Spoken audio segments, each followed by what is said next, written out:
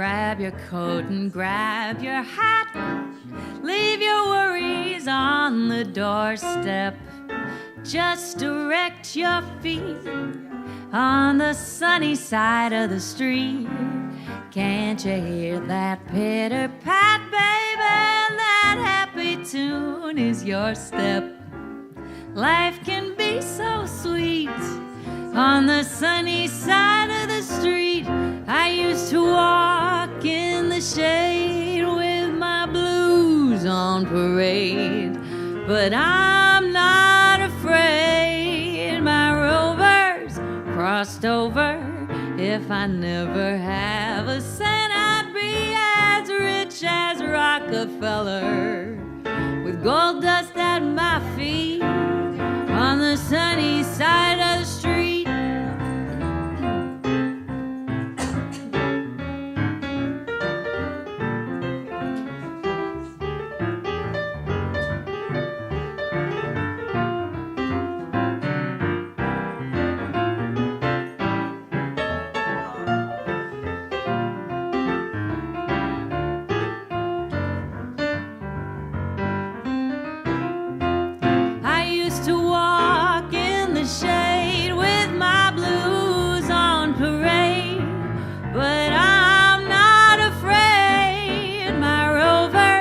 Crossed over. If I never have a cent, babe, I'd be as rich as Rockefeller, with gold dust at my feet on the sunny side of the street, on the sunny side of the street, on the sunny side of the street.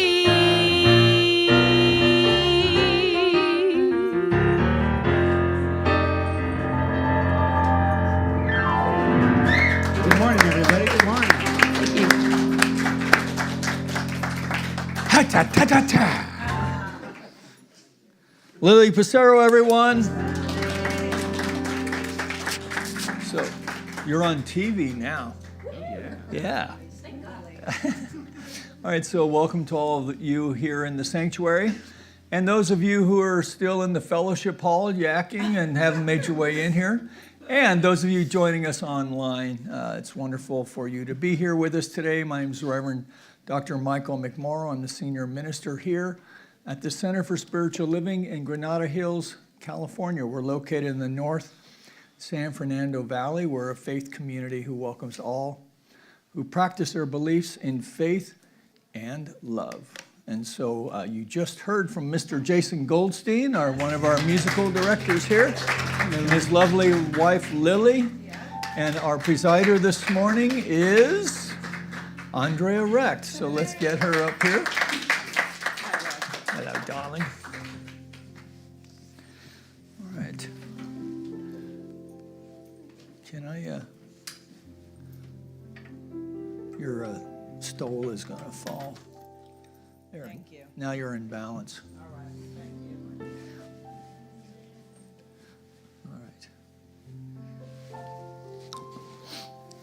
All right, so let's take a deep, conscious breath here and at home.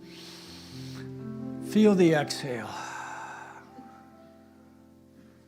as we surrender to this moment, this eternal now moment, as we come together for our call to service, which we call lighting the flames of faith. And we perform this ceremony to promote the universal consciousness of life, which acknowledges that all peoples, all faiths, all sentient beings come from the one great universal presence, which we call spirit. Fundamental to this truth is a unifying nature of all religious thought and experience, which we honor here this morning. So as Andrea lights the first candle, it's for the Tao, honoring the universal path of harmony and equilibrium, the natural way. We light the second candle for shamanic traditions, honoring the beliefs and practices of all indigenous peoples, the way of primal spirituality. We light the third candle for Hinduism, honoring the path of knowledge, action, and devotion. We light the fourth candle for Judaism, honoring the ethical path of living by sacred law. We light the 5th candle for all forms of Buddhism, honoring the 4 noble truths in the path of compassion. We light the 6th candle for all forms of Christianity, honoring the Christ consciousness as the path of love.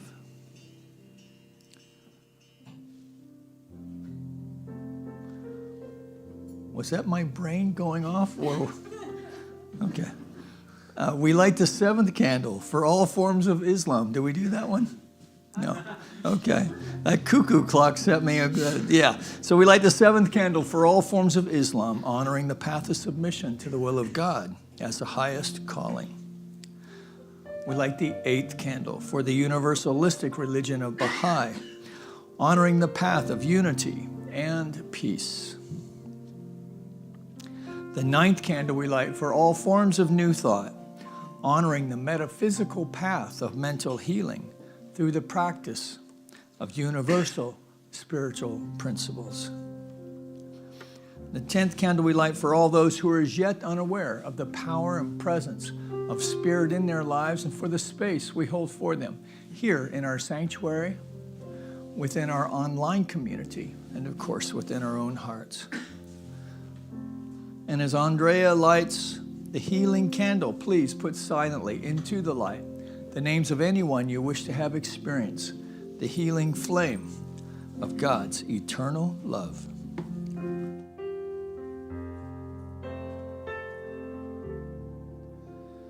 There is one flame that burns in our hearts. There is one light that shines through our love. We light this flame with faith. We light this flame with faith. We find this light within our own souls.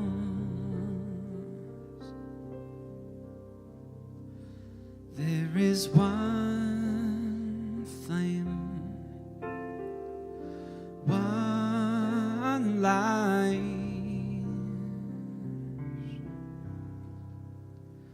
within.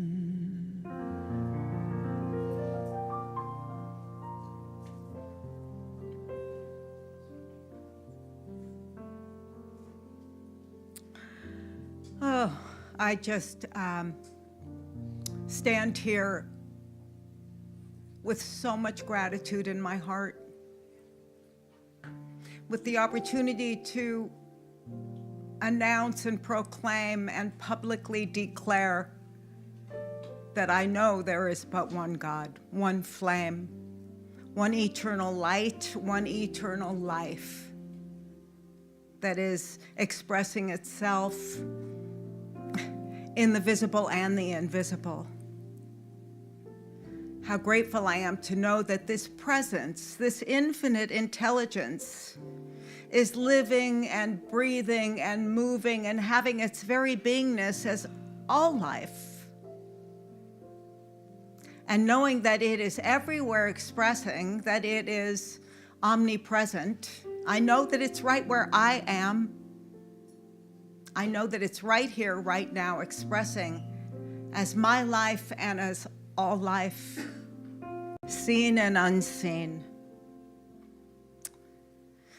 It is in this consciousness of oneness, in this awareness of unification, that I speak my words simply blessing this morning's service, knowing that it serves to uplift, shake our foundation to the core, to know, to stay anchored in these wonderful truth principles that can that guide us.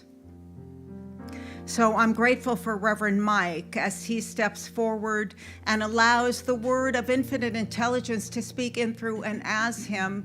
And I know that we're changed by means of this service. Blessing everyone involved in the perfection of it as it unfolds. And for this, I am grateful and thankful, and I lovingly release this word to that aspect of infinite intelligence that only knows to say yes. So I know it is done. I know it is so, and I just simply let it go and allow it to be so. And in agreement, we affirm this by saying together, so it is.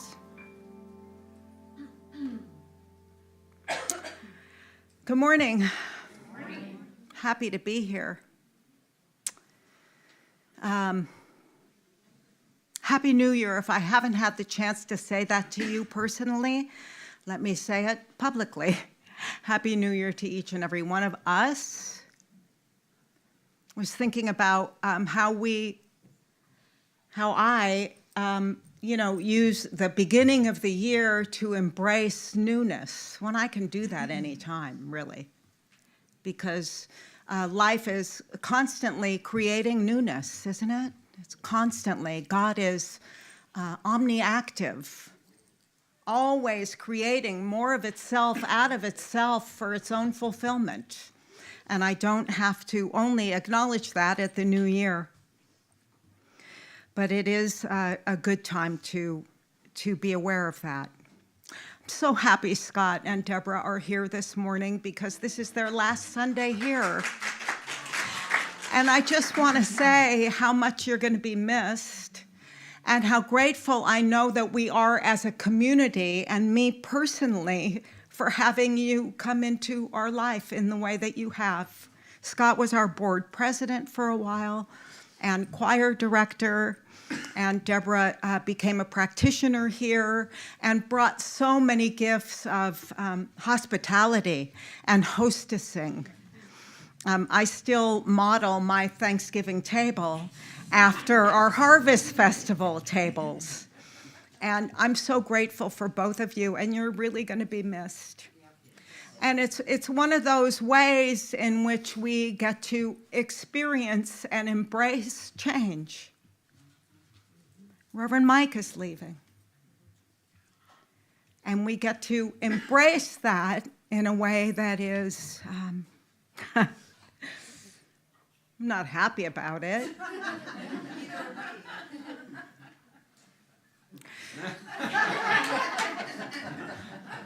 That's how I feel about retiring in June. I'm going to retire in June after almost 3 decades of a job that I've loved and hated, of course, all at the same time. And I want to share something with you that I don't want it to be a buzzkill, because it might be. But it's, when I started presiding here, the format that I was instructed on to use, if I chose to, is to talk about something that we've been through or that we're going through to which we have been able to apply spiritual principles and ease through a situation with more grace, perhaps. So I want to start by sharing this quote from our founder, Ernest Holmes. Life is eternal, and death is but a doorway through which we pass to new experiences. This has been so difficult for me. And the only way that I've managed to get through this experience that I'm going through is because of this idea that life is eternal. I had a student who I've known since he was a 6th grader. I saw him at Sepulveda Middle School as a 6th grader. He was a little shit, too. He would barely speak to me, sometimes sat just looking out the window. 7th and 8th grade, we kind of lost touch because of COVID and virtual. And then he showed up on my caseload at McMorrow as a 9th grader. And I got a call this week that he was shot and killed in a drive-by shooting. And it's just devastating for me, least of which for me, of course, for his grandmother who raised him and his family, and I'm sure the McMorrow community. I go back to work tomorrow after having winter break, and I know first thing we're going to have a support meeting, how we can support each other and the students who knew him and loved him. So I saw him through the 9th, 10th, 11th, and 12th grade. He was getting ready to graduate. And one of the reasons I didn't want to retire till June was so I could see him graduate. And he's gone. And it's a tough one. But life is eternal. You know, when I was working with him, I'm sorry, I know I'm going over, and I'll make this quick, but you know, one of the things that he had a real grudge about, he was really stuck on being able to forgive his mom, who kind of abandoned him, I guess, when he was little, because his grandmother raised him. His dad was in prison. I think mom was probably on drugs and couldn't take care of him. And the last couple of years, probably a year ago or a little more than a year ago, in one of our sessions, I said to him, because mom had started coming around and was back in his life and trying to make it up to him. Although he still lived with grandma, mom moved in with them. And I said to him, do you think you'll ever have a chance to find a way to forgive her? And it seems like she's really trying. And I found out, and I sort of had been watching that unfold over the last year and a half or so. He was allowing her to speak to him, and he was speaking back to her. They recently went to the movies together. So forgiveness, and then I just found out from the grandmother that he had forgiven her. And I was thinking, well, maybe this was his journey. Maybe he was here to forgive.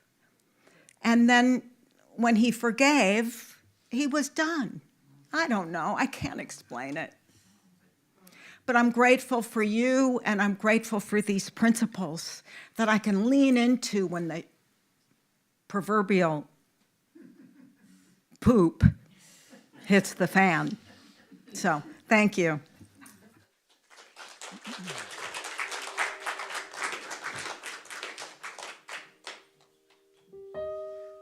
Hi.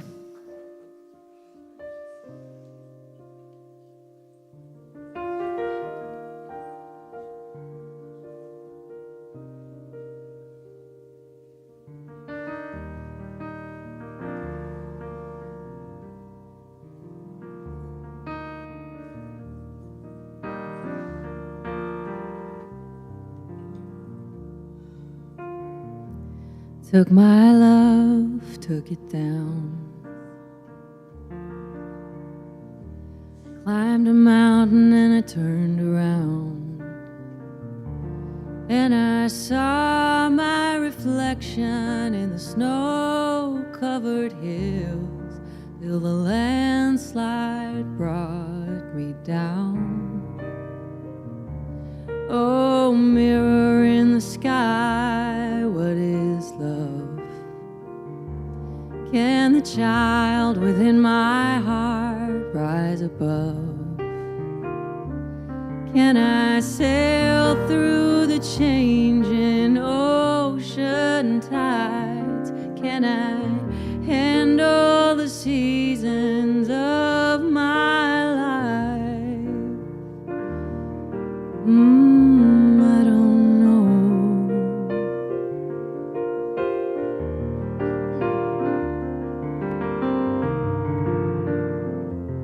Well, I've been afraid of changing, 'cause I built my life around you. The time makes you bolder, even children get older. I'm getting older too. Oh,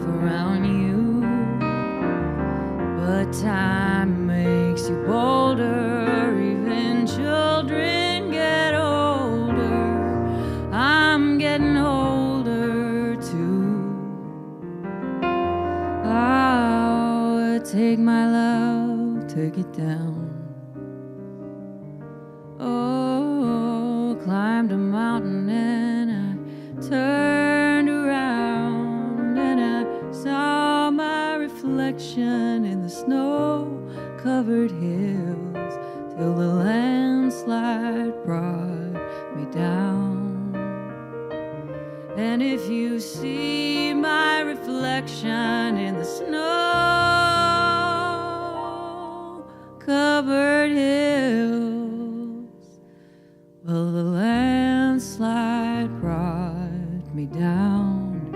Well, the landslide bring it down.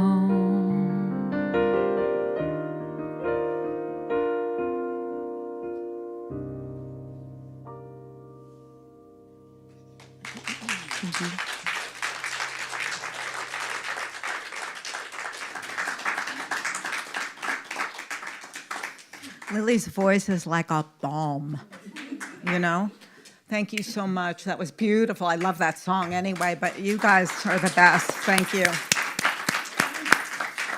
So I have some announcements. Practitioners are available in the treatment room for a 2-minute tune-up.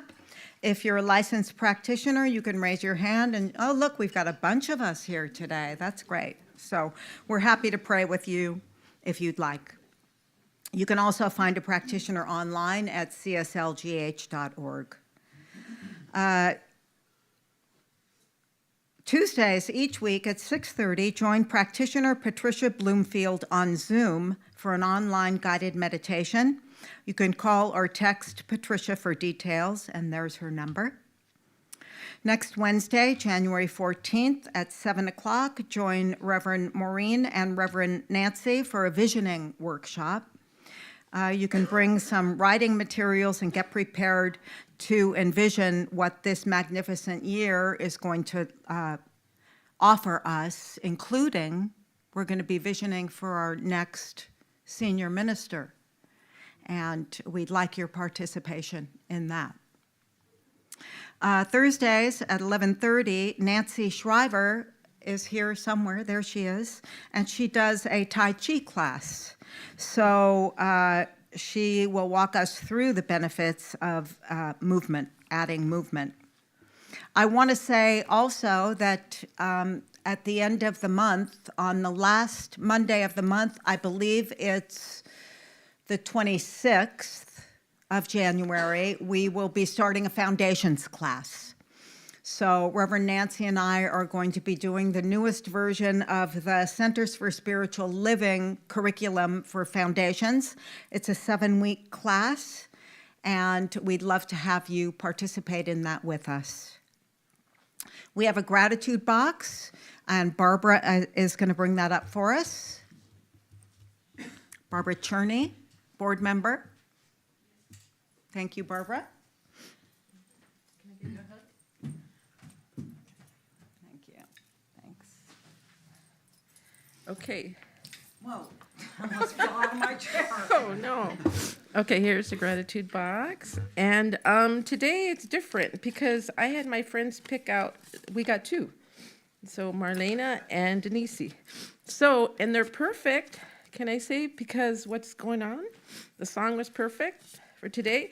And okay, it's a beautiful presentation of what the energy of a unified spiritual family can look like. Thank you for being that. Then this one, I am grateful for Reverend Mike and his beautiful messages. Okay, thank you. All right, thank you so much. And now, if you can, and if you're willing to, please stand and join me in the recitation of our Declaration of Principles. So this is what we believe.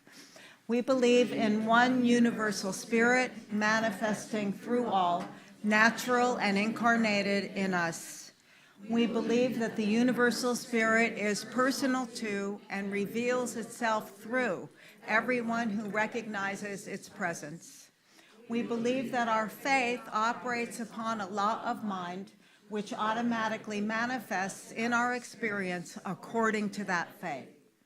We believe in the unity of all life and in the immortality of the individual soul forever expanding. We believe in the eternal goodness, the eternal loving kindness, and the givingness of life to all.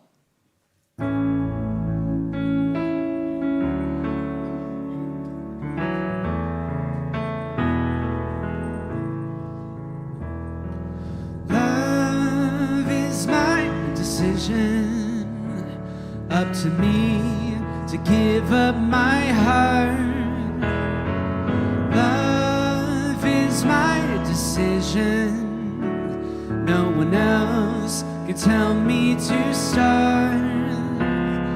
And once I decide to change my mind, God will show me how. Love is my decision right here and now. Love is my decision. Two-step through it. Up to me to stand on that bridge. Love is my decision. No one else can make me forgive. And once I decide to change my mind, God will show me how. Love is my decision right here and now. Love is my decision. Up to me to dance down that road. Love is my decision. No one else can lighten my load. Once I decide to change my mind, God will show me how. Love is my decision right here and now.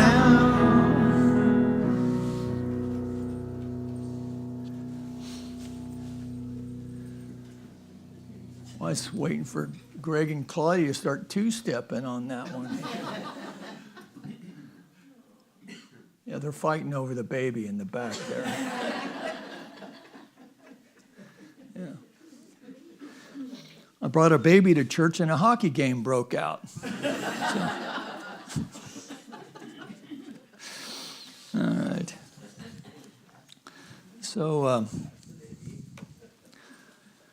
yeah, the eternality of the soul. You know, it's every spiritual system, right, at some point has to deal with that, right? When life doesn't make sense, and you know how to bridge that. So the answer is, I don't know what the answer is, right? So there are some things we just have to work out. The one thing that I took some comfort in, though, is a couple of things. One is that the young man had a Science of Mind practitioner who was offering guidance. And I think about all of the teachers and a few counselors that we have in LA Unified, here at Granada Hills, but also over at North Hollywood, who are students, if not students of the Science of Mind, are practitioners. And I love knowing that, right?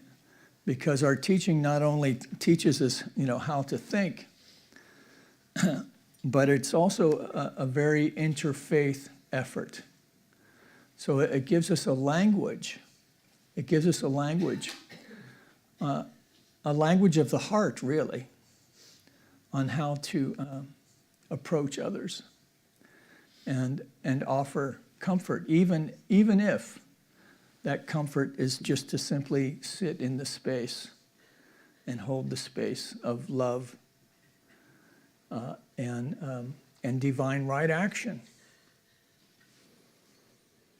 Right?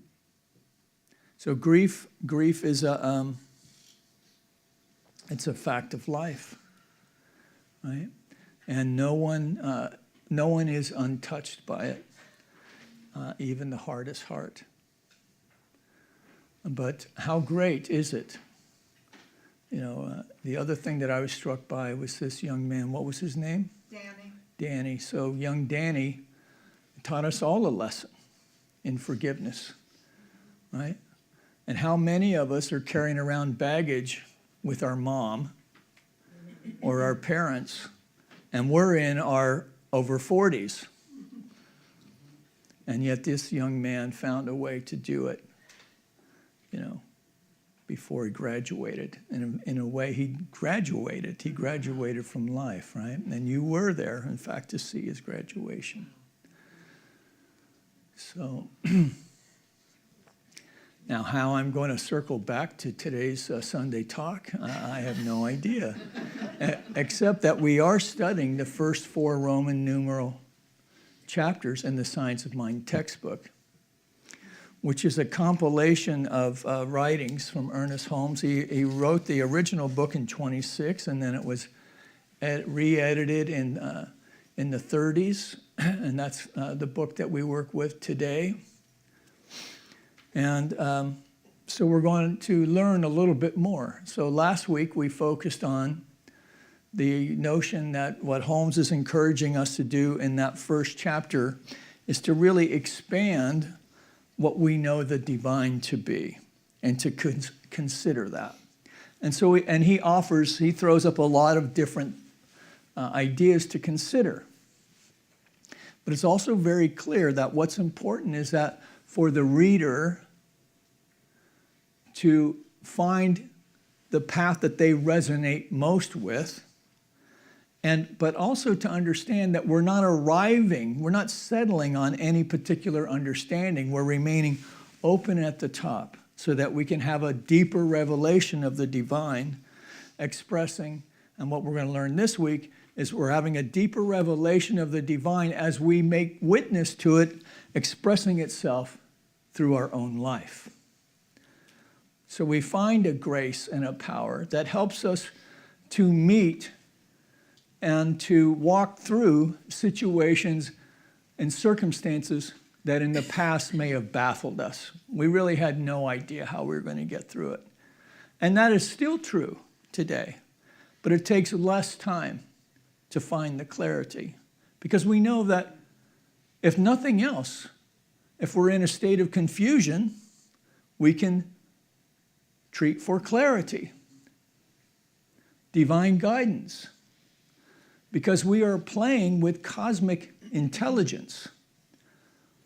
And this is what Holmes, he introduces us to these ideas in this next chapter, which is entitled The Way It Works. And I put shifting and lifting with spirit. The shift and lift buttons are in the back. If you're newer here and you've never received one, I want to make sure you leave here today with one. And if you need to re-up your supply, you can do that too. So, we started the end of the year with the burning bowl, where we put on one sheet of paper. We tried to whittle down what it was we were willing to embrace for 2026 on one side of the sheet. And then on the back side, what is it that we need to release in order to make that happen? And it's usually some form of fear. Right, so Lily sang that great Stevie Nicks song, and I was sharing with them in the first service that I remember the first time I heard that, I was in Lake Tahoe. I was actually young, 19 or 20, when I heard that song. And of course, like many at the time, it was Buckingham Nicks was the album at the time. It was before Fleetwood Mac. And that album got played to death. A lot of it was about that song, and yet this song is really about the science of mind as well. Like, what? Yeah. Right? So imagine if you could sit yourself down, even today, right, with all the stuff that you've worked through and released, we all have that one glitch in the armor. We all have that one spot that we've been working with. And if you got it down to one, let me tell you, you are ahead of the freaking game, man. But so if you're me, you're like looking at the whole body here. And it's the old body, it's that body of old thinking. And so just imagine yourself looking at your reflection, your old body, and to tell the truth and just say, I've been afraid of changing because I've built my whole life around you. Right? I've built my whole life around the bullshit that I've been unwilling to let go of. And that's the truth. Amen. I know. That sucks. But on the other side of that is the power, once we have the awareness, to shift and lift it. And that's what the business that we are engaged in here is. And it's important. Because we can't change jack out there unless we first change it in here. So you can read the paper and get your knickers in a knot all you want about what's going on out there. But if you're not willing to do your own work in your own heart around that stuff, nothing's going to shift. Because it is all a reflection of the race consciousness. Which means that whatever we're seeing out there is the thing that maybe we're most afraid of within ourselves that's still unhealed. Right? And so the good news is that we know that it's out there. It's coming out of the shadows. People are, let's face it, people are not pretending to be nice anymore. Maybe that's a good thing. No, it's not. Except what's being revealed is being revealed to be healed. And you need to understand that. We all need to understand that. Otherwise, we're going to continue in this cycle. This is just the latest expression of it. Right? So we need to have total intolerance about anti-Semitism. We need to have total intolerance about misogyny and racism and whatever the ism is. And we have to do our own work. Right? And we have to understand that what we think is resonating into a field of mind. And Holmes tells us that a trained thought is more powerful than an untrained thought. And I'm telling you right now, all that mean stuff you're seeing out there is untrained thought. It's just fear and anger expressed and really without any sense of trying to hem it in any way.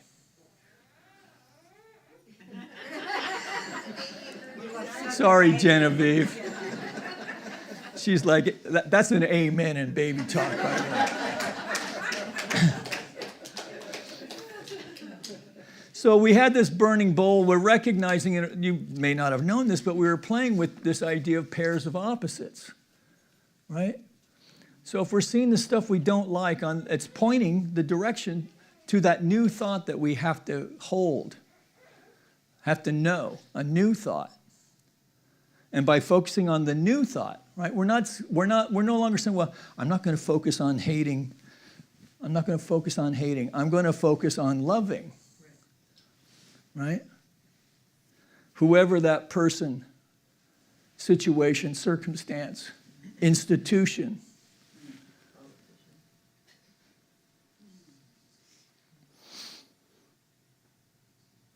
So we came to, well, you know what? I'm just going to jump from that. Except to say that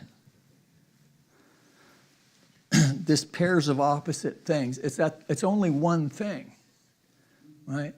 It's two aspects of the one thing. Mind has two aspects, both universal, the objective and the subjective. The universal mind that is God and our individualized use of it. One flame, perceived as two names, love and law. And so we have these many names. I don't know where I am now, by the way. But when we talk about the way it works, what is the it we are talking about, right? So it's not any of that. Did I already flip beyond it? Evan, help me. Okay. All right, never mind. Okay, well, unfortunately, there he is. That is not the it we're talking about. So I'm not even sure how Cousin It works. Not very well. So, but it could be this, right? So this is a nice representation of the cosmic aspect, the universal mind. And this is a real thing. This isn't a made up, this is actually out there in the cosmos from Hubble. So Holmes wrote that the science of mind philosophy is not a special revelation of any individual, including himself, by the way, rather a culmination of revelations. So we take our good where we find it. This is why we light the flames of faith. This is why we try to quote teachers from other faith traditions.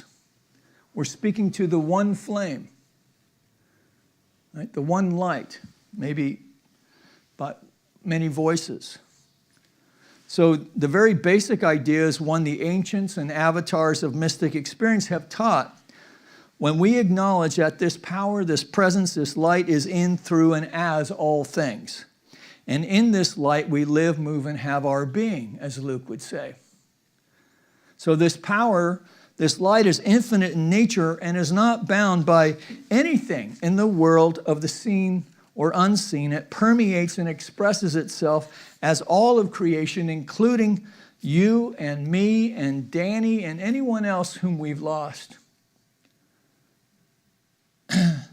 In fact, we are vessels or temples, if you will, of this one indwelling presence. And we can access and use this power limited only by our ability to recognize our totality with it. And that's the rub, and that's where the work is. How to see ourselves in the universal when we're feeling separated from, when we're looking at the other, and including whatever your favorite other target is. That's the one that needs to be worked on. Therefore, our belief sets a limit to our demonstration of a principle which of itself is without limit. So this chapter explains our belief, why our belief sets the limits on demonstration. Not blaming, but informing. So, and it's up to you and to me to identify those areas where our belief is weak. So I have this ongoing conversation. I'll give you an example. I have an ongoing conversation with a buddy of mine who loves going to Vegas and playing the slots. Oh, we have a couple of others. Okay. So he loves going to Vegas. And he busts my chops all the time because well, here's the thing about gamblers. You know, have you ever noticed, you never hear about how much money they lost? Never. You only hear how much money they won, or how they got a really nice room, or they gave us chips to start. You know, you'll hear about the comps, right? So, and then so here's the guy, the minister, who's talking about the power of your word and the power of belief, and yet you don't think you can go to Vegas and be a winner. And I say, well, that's right, I don't. I would never tell anybody to go try this law out in Vegas, right? Because to me, that would be malpractice, because I personally don't believe it. That doesn't mean it's not true, by the way, right? According to the theory. But, you know, the tendency of my thought is not to be a winner in Vegas. I have plenty of evidence. Okay? So this is a weak spot in my consciousness. On the other hand, I go and get a PET scan, and they find a little thing that they're concerned about, and they want to take a biopsy. So I go in this week to have a biopsy, and it's shrunk so much that they couldn't take the biopsy. And they're still, and they believed it to be benign. So there. So, but we're all like that, right? We have the places where, that's the wheelhouse of our consciousness where we're strong. And then we have these other places that are possibly not as strong, or we believe them to be. And this is where we can really use the teaching to help us out with that. So, we're successful in one area and may have struggled in others. We may have worked hard in long hours only to watch it slip away due to whatever reason. Watching others to seemingly move around with impunity, never punished by their sins, it seems like. Or we may feel like we have nothing to show for it. And I'm not simply talking about economic gain here.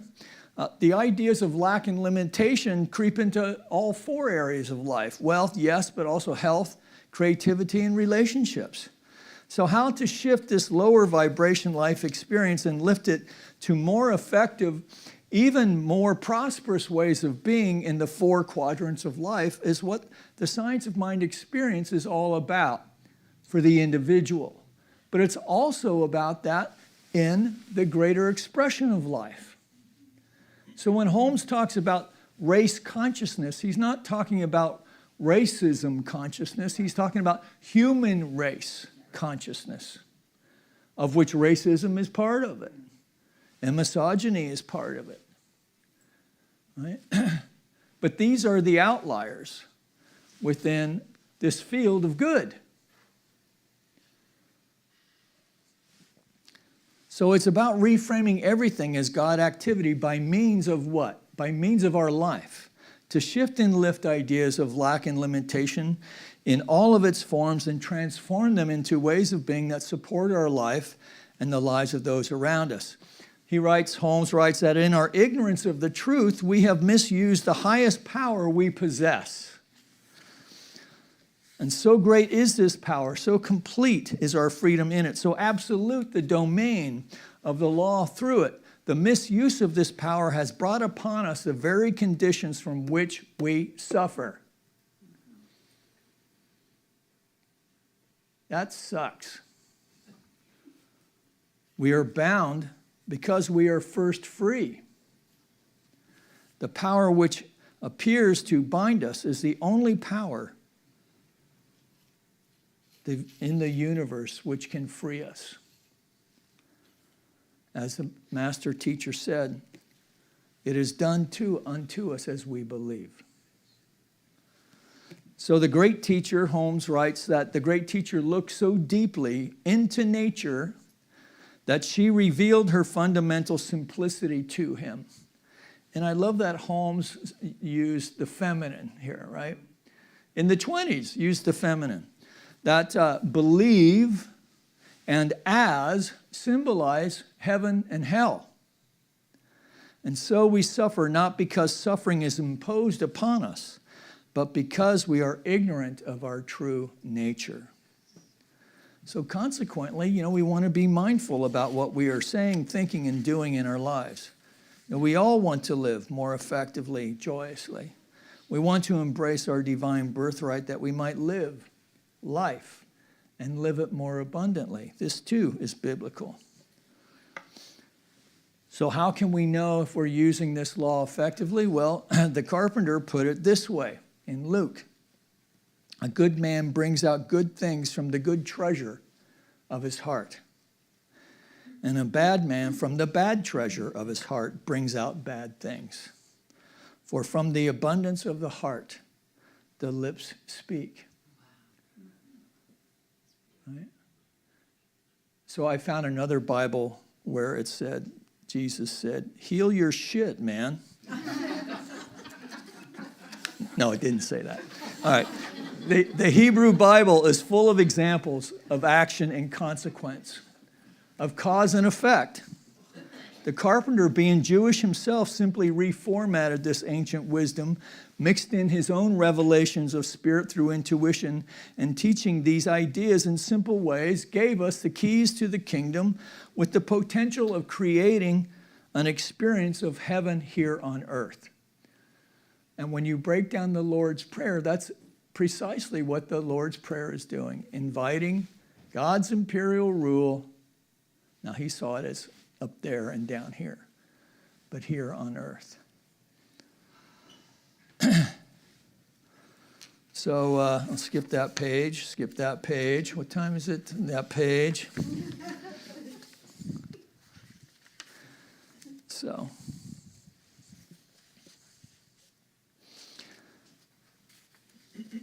I want to encourage you to check out the class with Reverend Nancy and Andrea on Monday, the 26th at 6:30. If you haven't been in class for a while, come revisit it. And if you are looking to get back to basics, come check it out. Now, come to class is an amazing thing because not only do you delve more deeply into this stuff, but you get to see what your friends who maybe you have a coffee relationship with in the fellowship hall, you get to see how they're thinking deeply on these things as well. And maybe you'll hear something you can use, or maybe have something to share that will be helpful to someone else. The one thing that will definitely happen is that you'll grow in a connection, in a heart connection. And it's a foundations class, and it's a great way to get back to basics.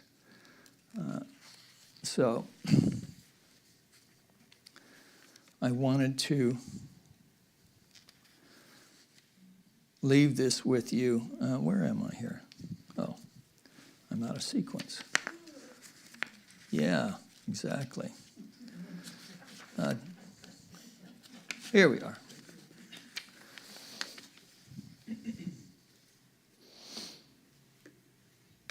So I believe in the teaching of the science of mind. I really do. I've put a lot of my life to it. I've been coming here at this exact place for 25 years now as a lay person, then going to all the classes just like you are. And I never expected to be a minister. I sure didn't expect to be a practitioner. But the teaching finds ways of opening you up to hear. You know, sometimes the Spirit uses lightning, but usually it's a whisper, right? At 2, 3 in the morning, it says, hey.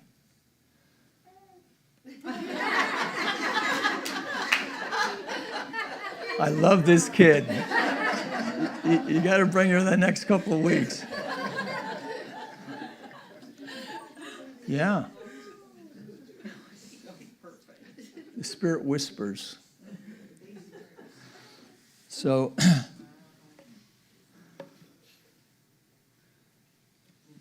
the science of mind has been, a blueprint of a foundation that I've built my entire adult life on. Well, because I didn't really become an adult until I was in my 40s. So the carpenter also wrote this, that he who hears my words and does them is like the man who built a house and dug deep and laid its foundations upon the rock. And when the flood came, the deluge came, it beat upon that house and could not shake it, for its foundation was laid upon rock. And that rock is strong thinking anchored in spiritual practice. And that is what we teach here. And that's what you will learn to do or relearn to do in Science of Mind class. So let's get the musicians up here. And take a breath, if you would. And Holmes offers us this message at the very end of this chapter when he writes, let us realize and work with this sound knowledge and perfect faith, that as high as we shall make our mark in mind, as far as we reach within the universal mind, with our connection with the Spirit in both mind and heart. As high as we shall make our mark in mind and spirit, so high shall make our mark in our material world. So Stephen Covey would say, we begin with the end in mind,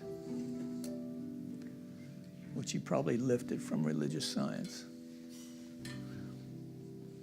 So what is it you and I want for our life? Well, what's the vision we have for our life? Do we have a vision for our life? And if we don't, why don't we?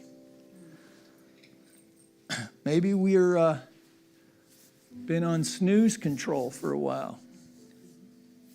It's time to reawaken to the truth that there is a power greater than you and I are alone. Not only awaiting our recognition of it, we're pretty good at that part, but then utilizing it to change, to affect change for good in our life and those around us. So maybe read this little 10-page chapter today. Consider these ideas.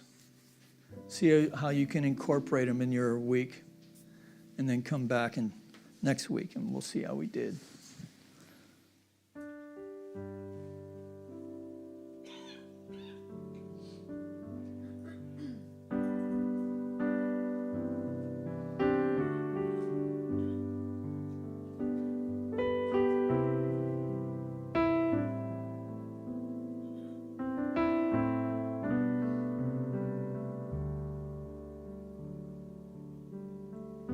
Rows and flows of angel hair and ice cream castles in the air and feather canyons everywhere. I've looked at clouds that way, but now they only block the sun. They rain and snow on everyone. So many things I would have done, but clouds got in my way. I've looked at clouds from both sides now, from up and down, and still somehow clouds illusions I recall. I really don't know clouds at all.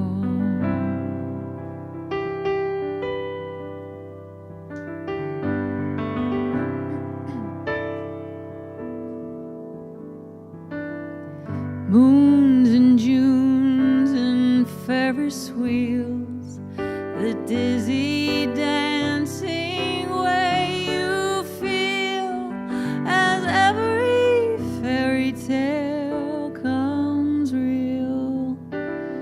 I've looked at love that way, but now it's just another show. You leave 'em laughing when you go.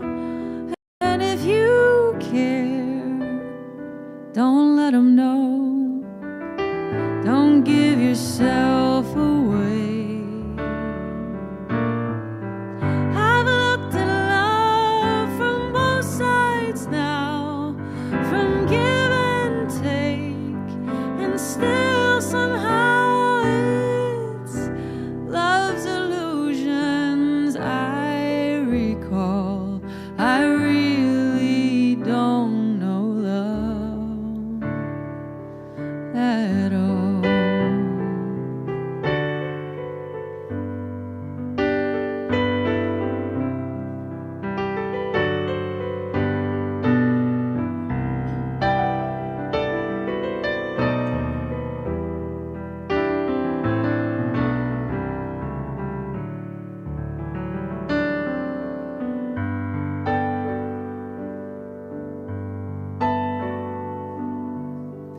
tears and fears, and feeling proud to say I love you right out loud. Dreams and schemes and circus crowds, I've looked at life that way. But now old friends, they're acting strange. They shake their heads, they say I've changed. Well, something's lost, but something's gained in living every day. I've looked at life from both sides now, from win and lose, and still somehow it's life's illusions that I recall. I really don't know life at all. From win and losing, still somehow it's life's illusions that I recall. I really don't know life. I really don't know life at all.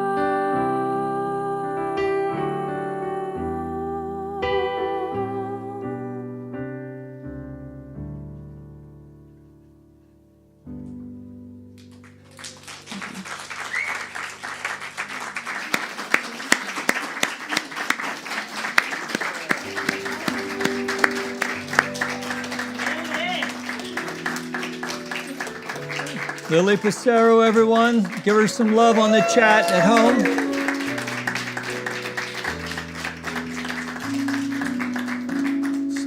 Chloe's bringing up our offering basket, so if you've come prepared with a gift this morning, just make your way as you will. We'll sing you through it. If you're joining us online, please you make your way to the donate button and be as generous as you dare to be. So let's sing them through it. Spirit gives through me, Spirit receives through me, Spirit lives and breathes through me. Spirit lives and breathes through me. Spirit gives through us, Spirit receives through us, Spirit lives and breathes through us. Spirit lives and breathes through us.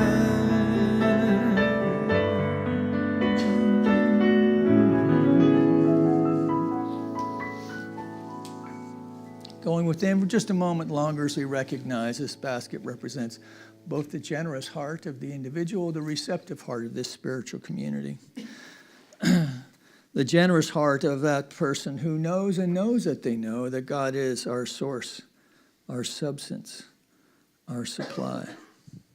And so by whatever way your generosity finds its way to the center, through online giving, through the mail, or through the offering here this morning, as community, we accept these gifts with deep love and respect as we know together they go forth to heal, to prosper, and to bless. Not only the vision and mission of this center, but anyone connected to it in any way. And from this place of gratitude, then, we extend a blessing upon our community of Granada Hills, our city of Los Angeles, our state of California, our United States of America, all of its churches, temples, mosques, schools, universities, the people who attend them, the people who support them, that we know in some wonderfully crazy cosmic way that the creative impulse of life is active and expressing and demonstrating itself in our lives in ways great and small. And to the extent that we know this to be so, we see it.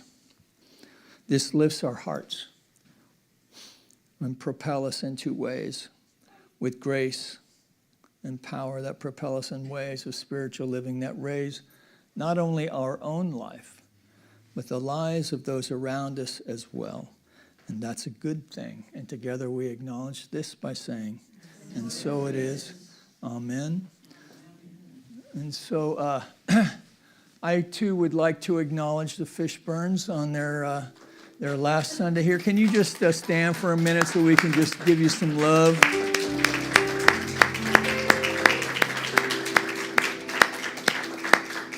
Yeah. So just so you know, you've been missed already. So. And we have a cake for them, so come have a piece of cake. Oh, there's cake. All right. So let's give some love one more time to Lily Passero and Jason Goldstein. You can find them both online and wherever you download music, and please do so. You know, you can always slip a little something to the musicians. They're always grateful for that also. Just saying. All right, and so let's get Andre up here, pray us out. Thank you all for being here, and let's have some cake. Let's have some cake. So join me in consciousness once again as I take this opportunity to recognize, to remember that there's really only one thing going on here, there, and everywhere, always and in all ways. God being God, God expressing more of itself by means of itself, by means of us. How grateful I am to know once again that God is all there is, God is good, so therefore it's all good because it's all God. And I rest in that knowingness as I bless each of us as we travel onward to our next destination, blessing Scotty and Deborah as they head to the island and live the life of their dreams, because they reached high. So I give thanks for each of us as we continue to reach high, to know that God is our life, to know that God is all there is, to know that it's all good because it's all God. And for this, I remain thankful and grateful. I release this word. I know it is done. I know it is so.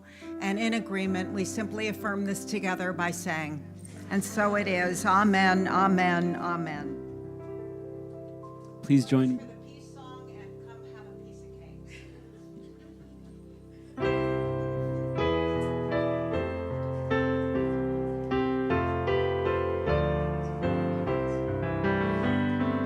Let there be peace on earth, and let it begin with me. Let there be peace on earth, the peace that was meant to be. With God as the power, united all are we. Let us walk with each other in perfect harmony.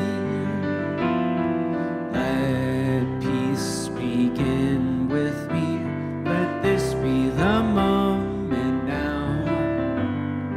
With every step I take, let this be my joyous vow, to take each moment and live each moment in peace eternal.